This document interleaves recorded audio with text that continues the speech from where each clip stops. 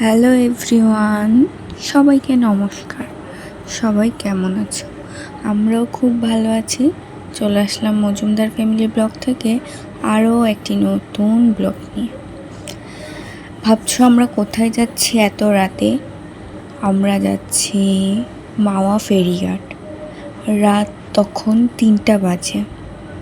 রাত 3টা বাজে আমাদের হুট করেই প্ল্যান হচ্ছিল যে আমরা মাওয়া যেয়ে ব্রেকফাস্ট করব।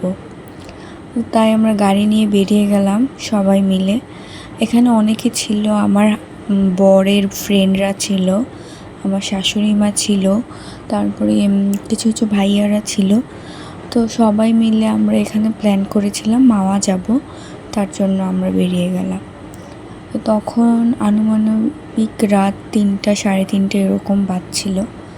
এই দেখো পদ্মা সেতু। তো সবাই রাস্তা দেখে বুঝতেই পারছো আমরা মাওয়া যাচ্ছি ফেরিঘাটে। ওখানে সবাই মিলে ইলিশ ভাত খাবো, তার জন্যই যাওয়া। তো গাড়িতে তো অনেক মজা করতে করতে গিয়েছিলাম, সবাই মিলে নাচানাচি করতে করতে, অনেক মজা করতে করতে। আর মাওয়ার এই রোডটা মানে আমরা এতবার গিয়েছি মাওয়া, মানে কি বলবো, হুট করেই প্ল্যান হয় রাত্রিবেলা যে সবাই মিলে মাওয়া চলে যাই, গিয়ে আবার খাওয়া দাওয়া করে চলে আসি। এটা ছিল হিলসা প্রজেক্ট, যেটার নাম অনেকেই শুনছো। এটা এখন ক্লোজ হয়ে গেছে, এটা এখন আর চলে না, মানে এটার অবস্থা একদমই ডাউন। এই হিলসা প্রজেক্টে অনেকেই এসেছিলে, মানে টোটালি এতটাই মানে বাজে ছিল এটার মানে ডেকোরেশন ভালো ছিল কিন্তু ভালো খাওয়া দাওয়া ছিল না, মেবি এরকম কিছু একটা। তারপরে এই যে আমরা মাওয়াতে ঢুকে গেলাম, এখানে মানে ফেরিঘাটে ঢোকার মুহূর্তে অনেক রেস্টুরেন্ট পাবে, মানে একটার পর একটা এরকম, মানে গাড়ি রাখার জন্য টোটালি ওরা রাখতে থাকে, চিল্লাচিল্লি করতে থাকে যে আমাদের এখানে আসেন, আমাদের এখানে আসেন, এরকম পরিস্থিতি। তা আমরা টোটালি ঘুরছিলাম যে যেটাতে দেখবো যে কম ভিড় বা আমরা তাড়াতাড়ি খেয়ে আবার ঢাকায় ব্যাক করতে পারি, এরকম একটা কিছুতে ঢুকবো এরকম ভাবছিলাম। আমরা মানে ফেরিঘাট গিয়ে আবার উল্টো দিক দিয়ে ঘুরে আসলাম, দেখলাম আমরা কি অবস্থা এই রোডটা।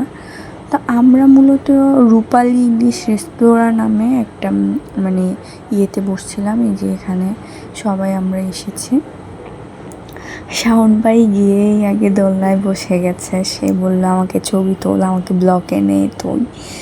তো আমি বললাম যে আচ্ছা ঠিক আছে। এখানে আজমান ভাইয়া ছিল আর আমার শাশুড়ি মাও বলছিল যে আমার আর শাওনের ছবি তুলে দাও, ভিডিও করে নাও।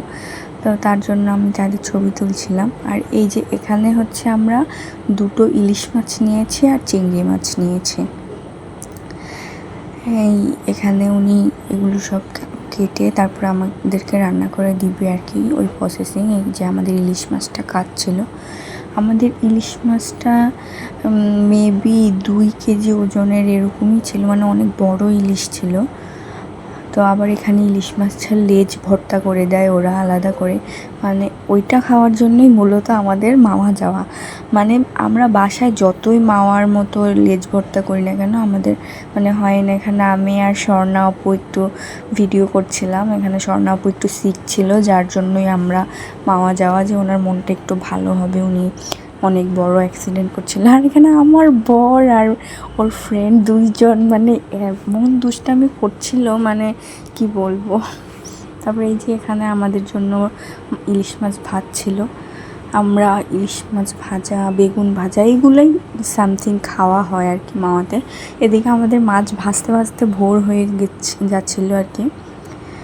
এই যে ভোরের ক্লিকটা একটু নিলাম, যে ভোরবেলা কি অবস্থা ছিল মাওয়ার, মানে কুয়াশা কুয়াশা এরকম একটা ওয়েদার, ঠান্ডা ঠান্ডা। এই যে আমাদের ইলিশ মাছ ভাজা চলে এসেছে।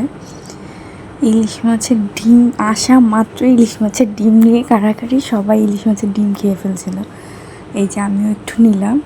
তারপরে এই যে বেগুন ভাজা দিল, তারপর ইলিশ মাছের লেজ ভর্তা টাইপের এগুলো কিছু কিছু দিল। তো তারপরে এই যে খাওয়া স্টার্ট করে দিলাম, মানে কথা বলবো কি, আমার এখন ভিডিও এডিট করতে করতে আমার জিভে আবার জল চলে আসছে, মানে এতটা মজা ছিল খাবার। লাইক যারা মাওয়া গিয়েছো বা যাও তারাই একমাত্র জানো যে মাওয়ার ইলিশের টেস্টটা কেমন। আর বিশেষ করে লেজ ভর্তা, যেটা মানে কথা বলতে বলতে আমার এখনও জিভে জল চলে আসছে, যে মাওয়ার ইলিশের লেজ ভর্তাটা কতটা টেস্ট হয় দেখেই বুঝতে পারছো। মানে আমি ভিডিও করব গিয়ে আমার মানে তখন খাওয়া ছাড়া আর কোনো কথাই মুখ দিয়ে বেরোচ্ছে না। আমি মানে লাইক ফোনটা রেখে খাওয়া স্টার্ট করে দিয়েছিলাম। ইলিশ মাছের গন্ধে জাস্ট পুরো রেস্টুরেন্টটা মমো করছিল, যার জন্য আরও বেশি খিদে পেয়ে গেছিলো আমাদের, মানে এমন অবস্থা ছিল।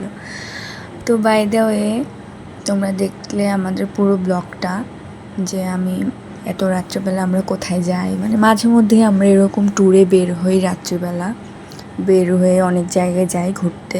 তো সব কিছুর ভিডিও তোমাদের সাথে আসলে শেয়ার করা হয় না, কিন্তু চেষ্টা করি আমি শেয়ার করার জন্য। তোমরা যদি আমাকে আরও একটু সাপোর্ট দিতে, আর একটু ভালোবাসা দিতে, তাহলে আমি কন্টিনিউ ভিডিওগুলো আপলোড করার ট্রাই করব।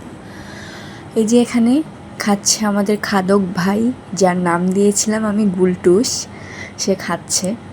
আমাদের সবার খাওয়া মোটামুটি কমপ্লিট, কিন্তু তার খাওয়া শেষ হচ্ছিলই না। তারপরে এই যে সবাই টায়ার্ড ছিলাম, তারপরে এখন বাসায় যাওয়ার জন্য তাড়াতাড়ি করে আবার গাড়িতে চলে যাচ্ছিলাম, সবাই গাড়িতে উঠছিলাম। এই যে দেখো ভোরের মাওয়ার অবস্থা, তখন মেবি 6:30 টাইপের এরকম বাজছিল, মোটামুটি সকালই হয়ে গেছিলো তখন। এই সময় আমরা বাসায় ব্যাক করছিলাম। তো আজকে এই পর্যন্তই। সবাই ভালো থাকবেন, সুস্থ থাকবেন, আমাদের পাশে থাকবেন, আর আমাকে অবশ্যই কমেন্ট করে উৎসাহ দিবেন আপনারা। না হয় আমার ব্লগ করার কোনো আগ্রহই থাকে না। আমি মানে লাইক কোনো রকমের এডিট করি না, ভিডিও করে করে রেখে দিই, জমিয়ে রাখি আর কি, এটাই। আজকে এই পর্যন্তই। সবাই ভালো থাকবা, সুস্থ থাকবা, টাটা।